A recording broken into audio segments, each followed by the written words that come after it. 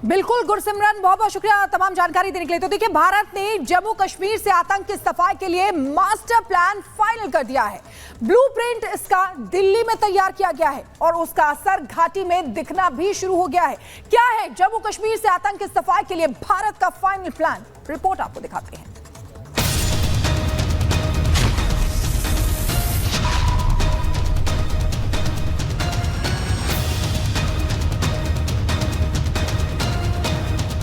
जम्मू कश्मीर में कुछ बड़ा होने वाला है और इसका इशारा मिलना शुरू हो चुका है।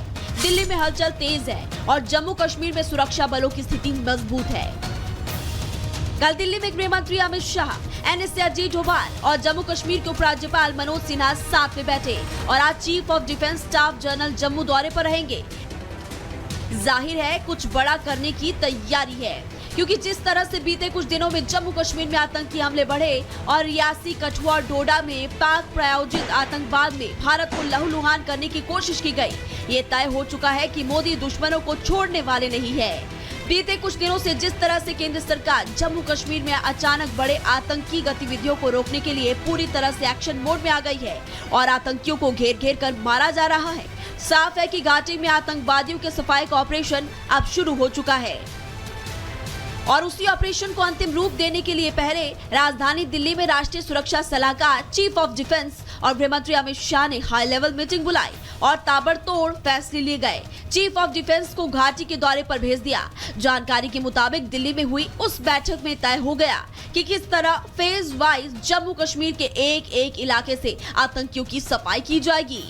दिल्ली में प्लानिंग, जम्मू कश्मीर में ऑपरेशन, पाकिस्तान को संदेश, ऑपरेशन ऑल आउट तेज। प्रधानमंत्री मोदी पहले ही खुलेआम कह चुके हैं कि जम्मू कश्मीर से टेरर अटैक का हॉरर खत्म करने की पहले ही ठान चुके हैं। उनके तीसरे टर्म में वो सब होगा जिसका वादा उन्होंने देश की जनता से किया था।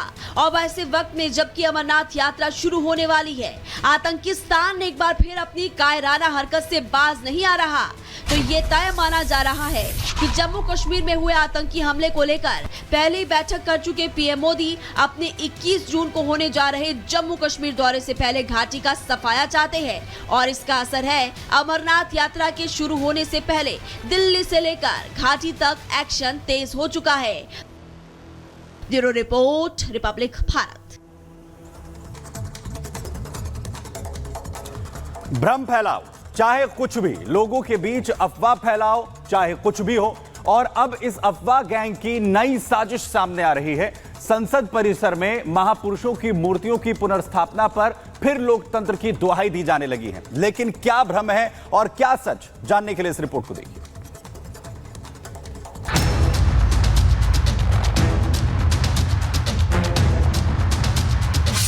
लोकसभा चुनाव के दौरान संविधान बदलने का हल्ला मचाया। नैरेटिव बनाया गया कि बीजेपी जीती तो संविधान बदल दिया जाएगा। पूरे देश की गरीब जनता जानती है कि भारतीय जनता पार्टी इस बार सरकार में आ गई तो बाबा साहब भीमराव अम्बेडकर जी का दिया हुआ संविधान खत्म हो जाएगा। अब चुनाव खत्म होने के बाद संसद सत्र की शुरुआत होने वाली है। उससे पहले एक और नैरेटिव सेट किया जाने लगा है, यानी भ्रम फैलाने वाली गैंग एक बार फिर से एक्टिव हो चुकी है। रविवार को संसद परिसर में प्रेरणा स्थल का उद्घाटन किया, जिसमें लोकसभा स्पीकर, उपराष्ट्रपति जगदीप धनखड़, किरण रिजिजू समेत कई नेता मौजूद थे। प्रेरणा स्थल में देश की महान विभूतियों की मूर्तियों को नई और एक ही जगह पर स्थापित किया गया। इधर मूर्तियां नई जगह स्थापित हुई तो उधर सरकार के खिलाफ नैरेटिव और भ्रम फैलाने वाला गैंग एक्टिव हो गया। और शुरुआत की कांग्रेस अध्यक्ष मल्लिकार्जुन खड़गे ने।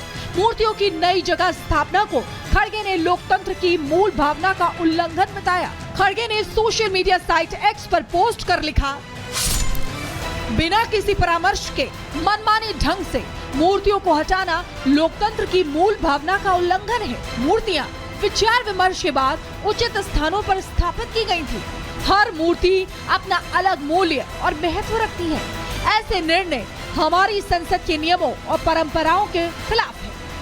कांग्रेस की आपत्ति पर लोकसभा अध्यक्ष ओम बिरला ने साफ कर दिया कि किसी मूर्ति को हटाया नहीं गया है, बल्कि ससम्मान प्रेरणा स्थल में पुनर्स्थापित किया गया है। सरकार का कहना है कि ये मूर्तियां अलग अलग जगहों पर स्थित थी, जिससे यहाँ आने वाले लोगों को इन्हें देखने में मुश्किल होती थी। लेकिन प्रेरणा स्थल में मूर्तियों को एक ही जगह पुनर्स्थापित किया गया है, जिससे आने वाले गणमान्य और लोगों को एक ही जगह सभी मूर्तियां देखने को मिले।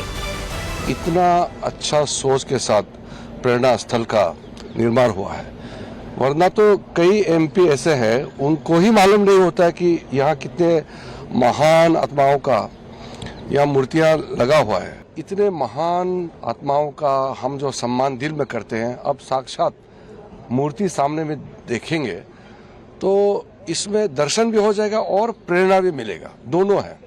इसलिए एक स्थल पर, एक जगह पर हमारा इतने बहुत खूबसूरत से बनाया गया मूर्तियों का लगाना, ये लोकसभा सचिवालय का बहुत बड़ा काम है। मैं आदरणीय लोकसभा स्पीकर का धन्यवाद करता हूँ। प्रेरणा स्थल में मूर्तियों को पुनर्स्थापित करने का फैसला सरकार और लोकसभा सचिवालय की सहमति से ही किया गया है। इससे पहले भी विपक्ष कई फैसलों को लेकर सवाल उठा चुका है, फैसलों को लेकर भ्रम फैलाने की कोशिश कर चुका है, लेकिन उनका ये भ्रम वाला दांव हमेशा फेल ही हुआ है। Bureau report, Republic Bharat.